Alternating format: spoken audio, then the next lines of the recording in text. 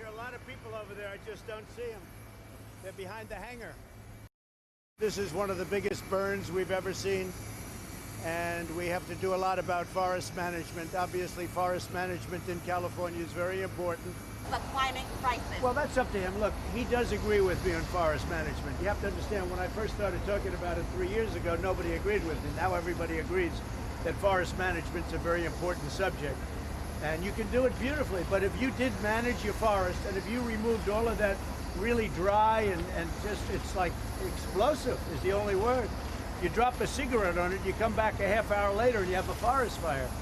If you don't have that sitting there, nothing's going to burn, because the last thing to go are the bases of the trees, because they're soaking wet from the trees soaking up the water. So they have to be able to do that. If they do that, they're going to have a much different situation. But every year it's the same thing.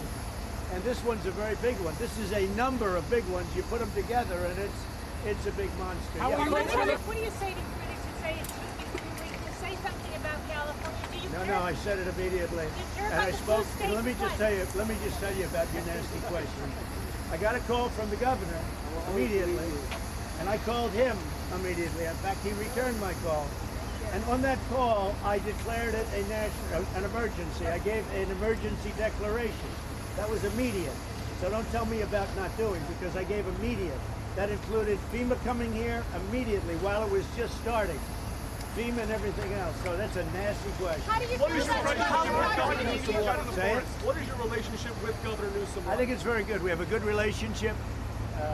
We're obviously from different sides of the spectrum, but we have a very good relationship. We've worked well, and as I said, as soon as this started, we spoke right at the beginning, and I gave an emergency declaration, and he will tell you that. He thanked me, because a lot of presidents wait for months and months and months. They wait till after it's all over, and then they consider it, and then oftentimes they don't do it.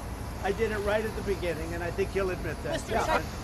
And, you know, forest management is not only the leaves that have been sitting there for many years that are dry as a bone, but they're also the trees that go over. Anytime, anything over 18 months, that is like a matchstick. It's absolutely like a matchstick. And the standing trees, as you know, they're taking in water, they're wet, and they're much harder to catch.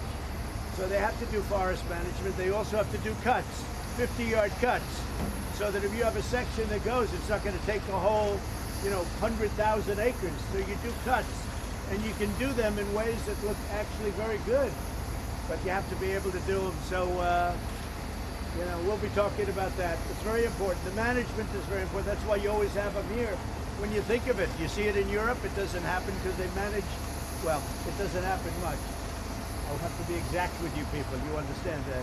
But it doesn't happen much because they manage their forests, and they manage them brilliantly, and they've been doing that for many years. Other places it doesn't happen, where they manage their forests, and it should happen here. And they've done something, and I will tell you, federal government is now starting to do it in a very big way, but the state has to really do that. That includes the state of Washington, that includes Oregon. To step on his toes. No question. Thank you for making America great again, sir. Thank you very much. I I like this guy. I love you, sir. I don't know who you are, but I like you. I love you.